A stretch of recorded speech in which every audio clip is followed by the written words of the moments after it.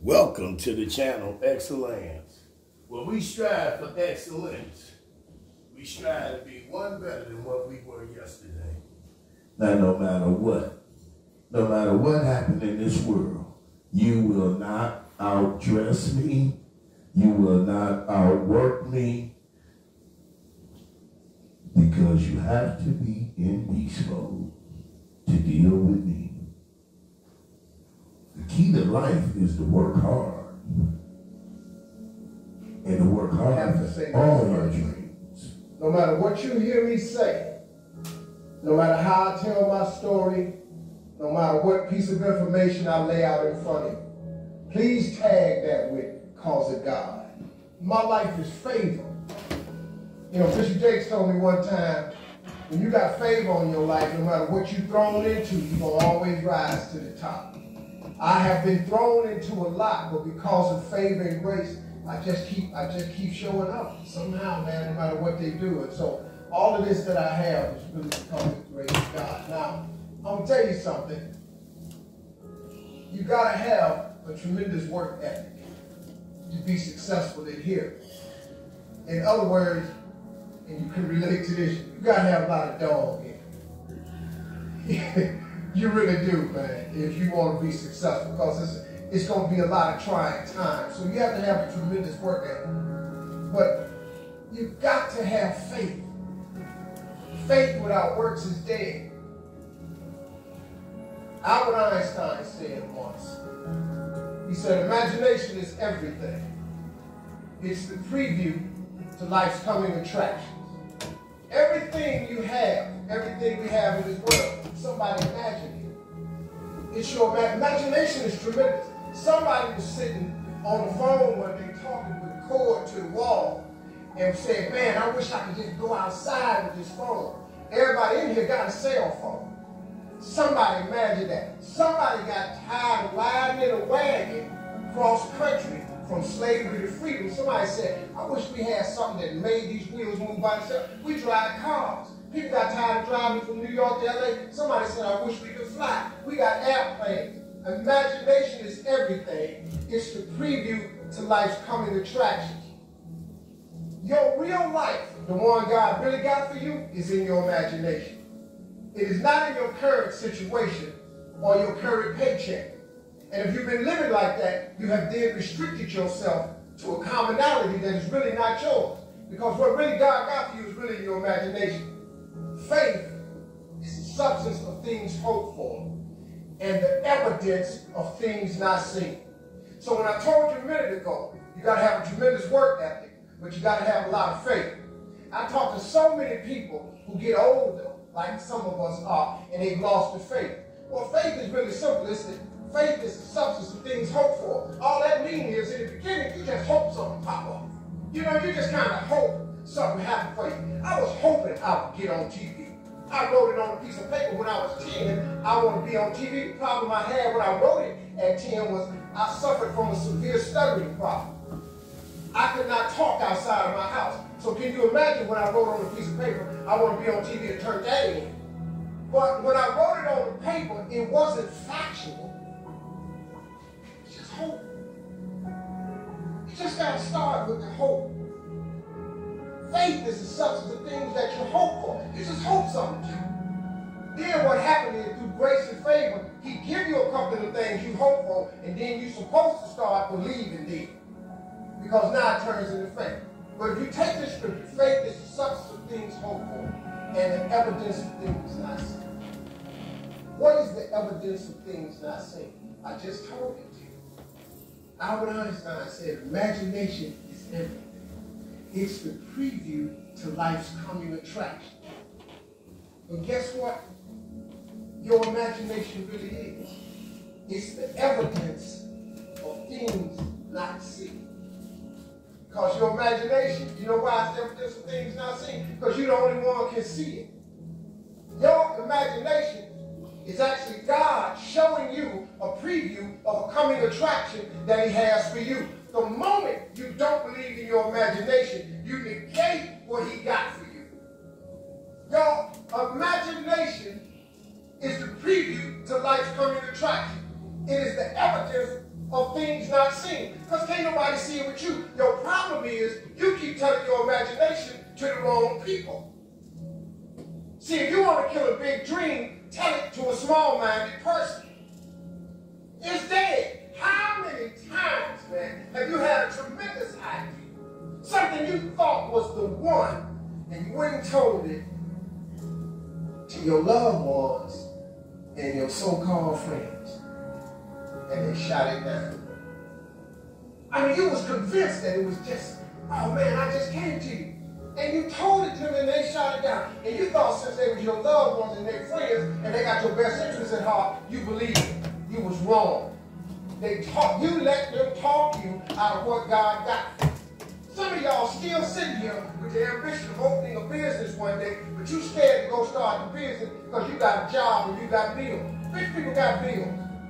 Everybody got bills. Hell, I got bills. Everybody owes somebody something. I got something with the bank right now. You're going to let the fact that you got some bills stop you from opening the business, the thing that God has put in your imagination? So you're going to squash that because you got bills.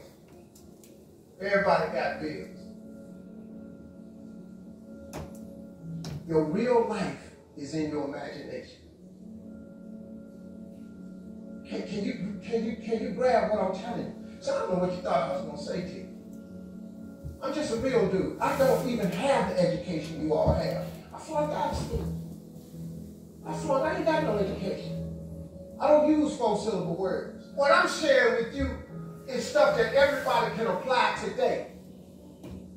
If you're sitting in here thinking that you're too old to listen to what Steve, hell, I'm 60. But I still rely on my imagination. See, if you think you're too old to make it, let me give you a prime example. Colonel Sanders. Colonel Sanders has been frying chicken his whole life. He was telling everybody he had the best chicken in the world. Ain't nobody believed it. They turned him down everywhere. Colonel Sanders didn't get a franchise till he was in his 60s. Kentucky Fried Chicken sells more chicken than anybody in the world today. So if you're sitting there thinking because you got a little gray on you, you're too late. As long as God waking you up in the morning, that's the sign that he ain't through with you.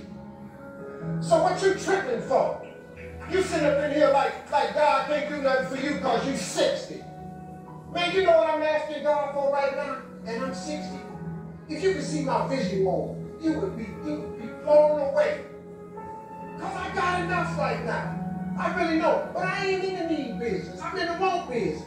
Ain't nothing wrong with wanting something. But going down to these churches y'all sit up in here going down to, keeping you in these little boxes. God got a big life for you.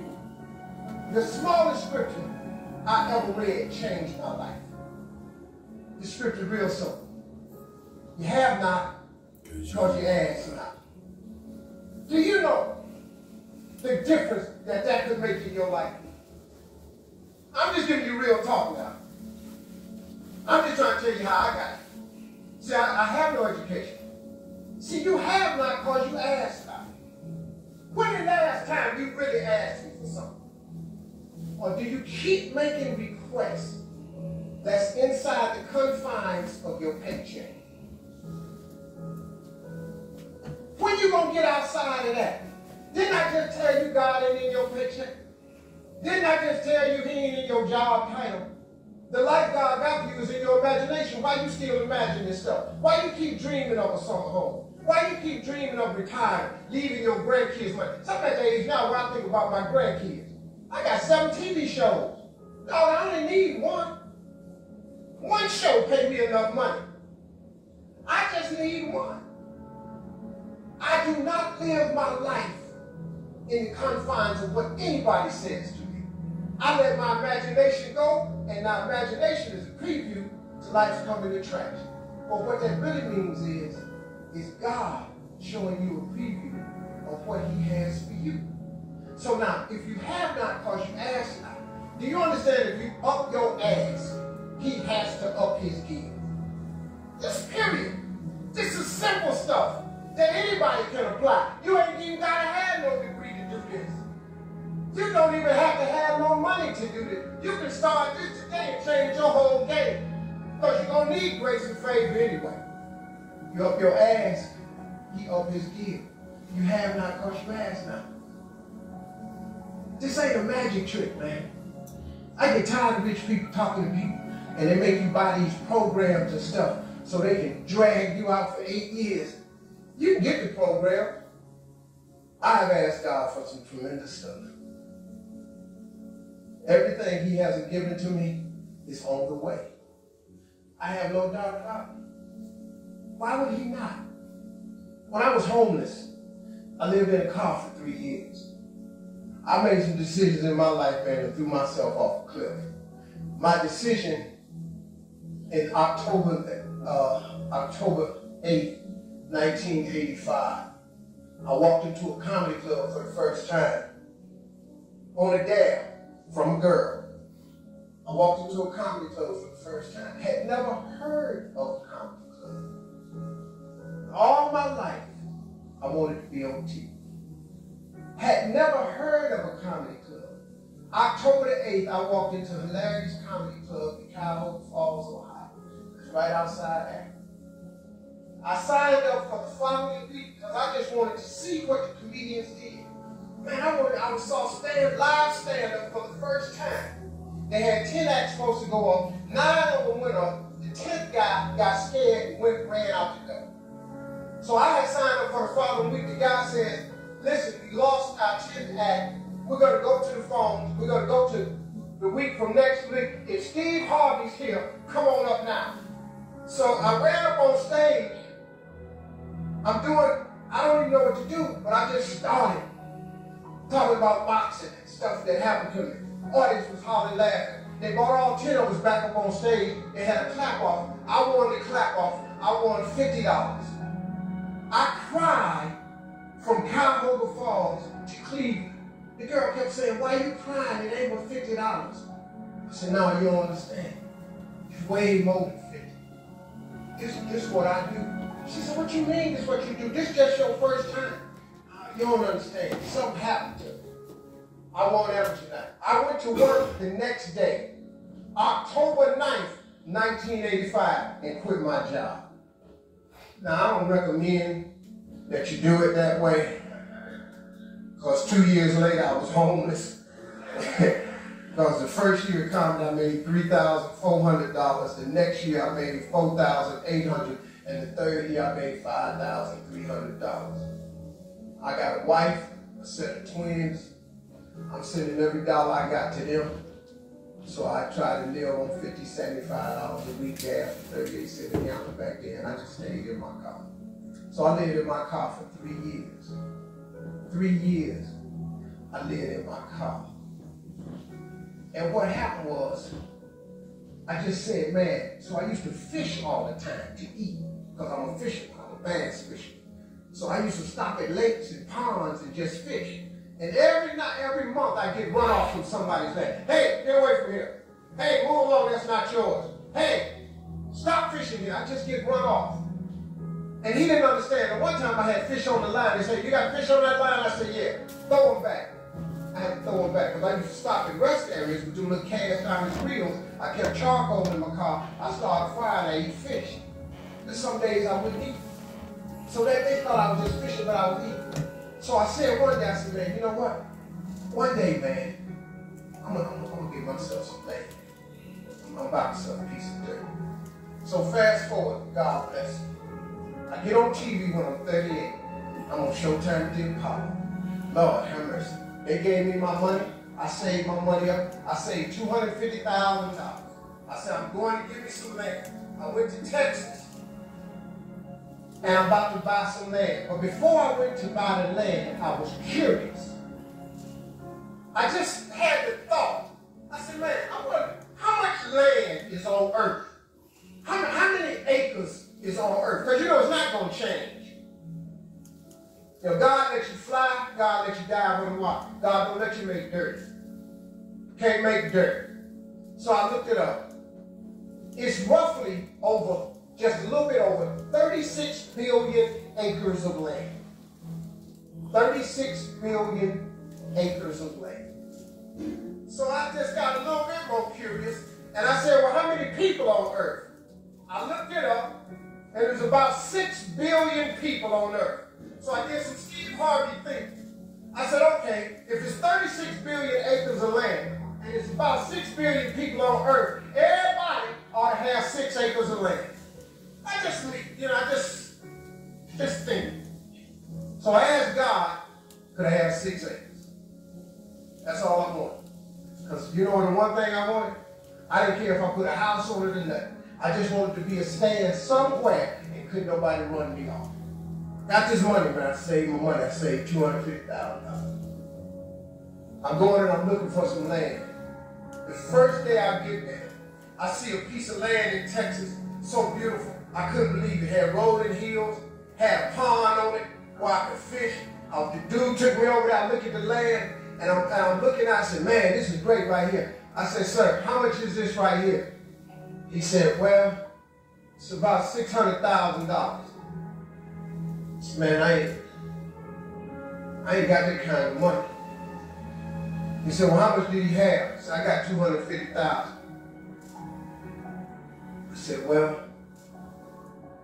let me think about it, man. He said, let me think about it. And I was standing there, and then I stopped and said, sir, can I ask you a question, man? How many acres of land is that? He said, this is 6 acres.